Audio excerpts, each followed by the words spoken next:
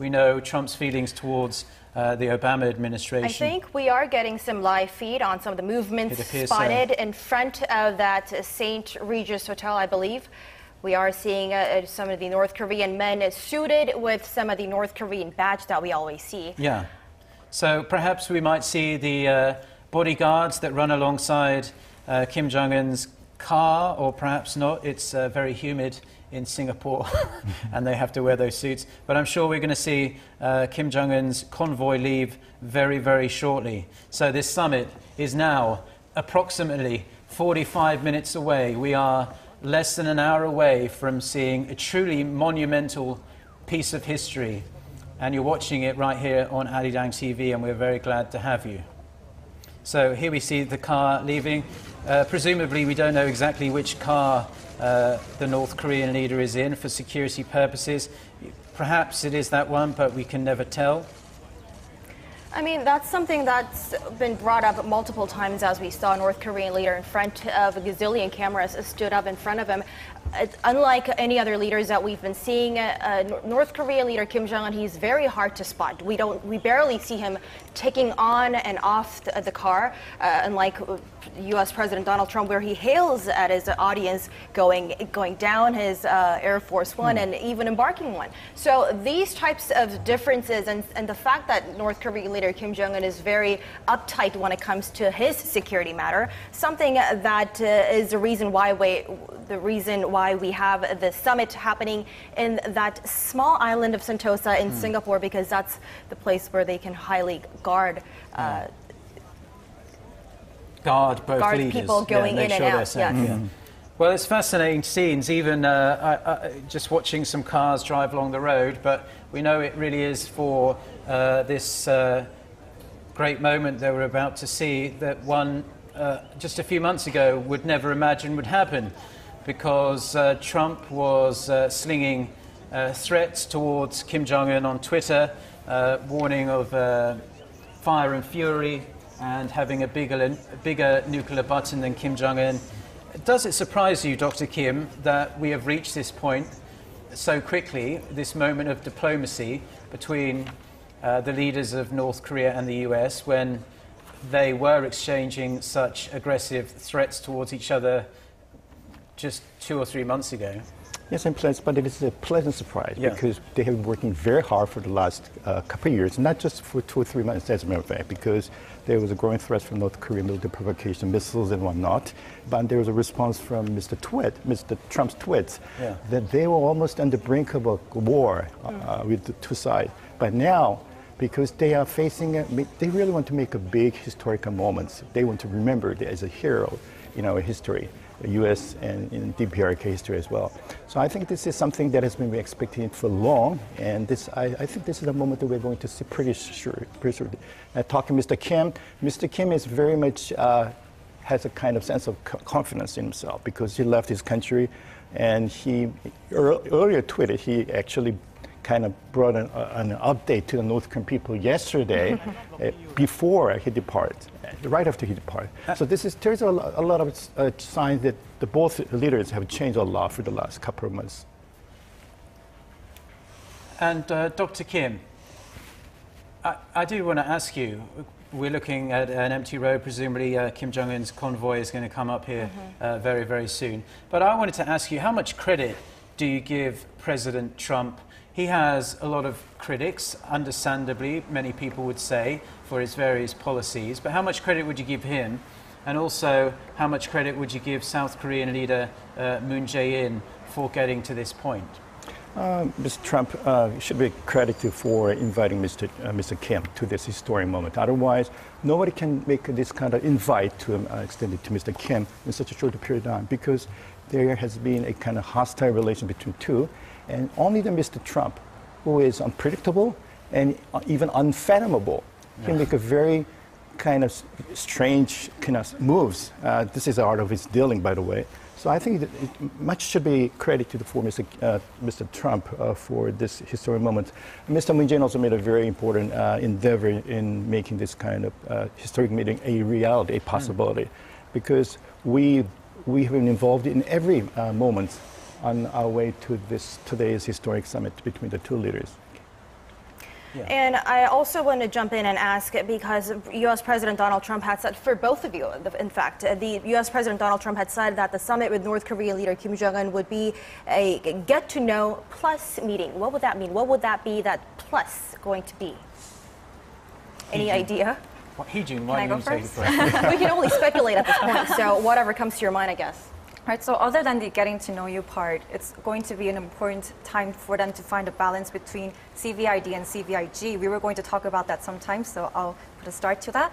So they've been negotiating on not just whether North Korea will be denuclearizing, but also on the details, the time frame, how they will proceed with the denuclearization, and it's.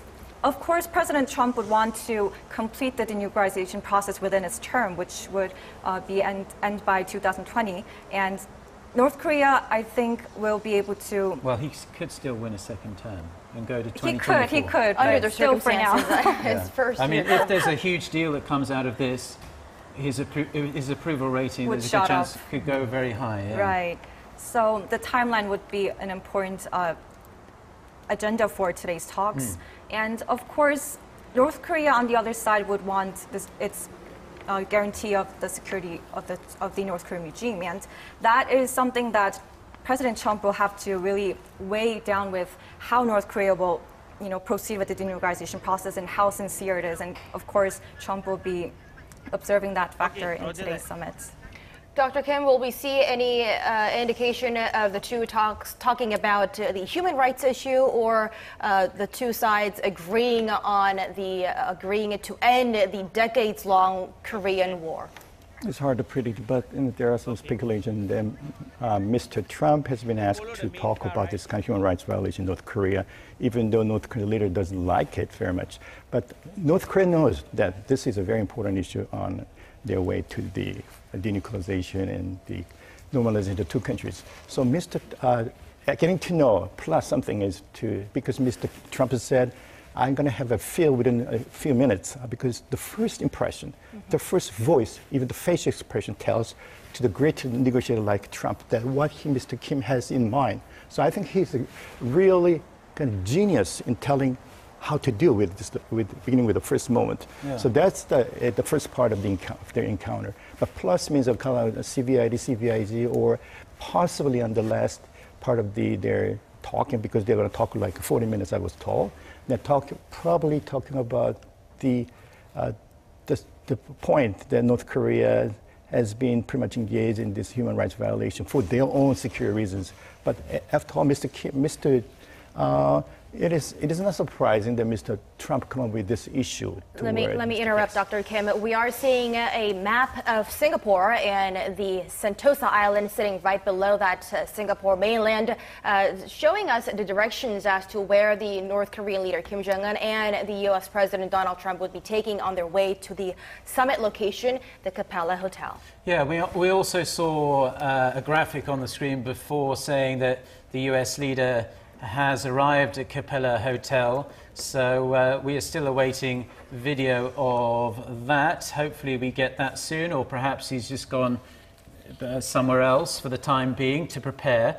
Dr. Kim, if, for instance, put yourself in this position. You're in the Beast with President Trump 5 minutes ago, and you had 5 minutes to give him some advice on how to approach these negotiations. What would you suggest he do? I want him to take a good rest, because he has been such an experienced gentleman in dealing with all kinds of different dealings with all different sorts of people. Not in his reality TV show, but also meeting with so many foreign leaders.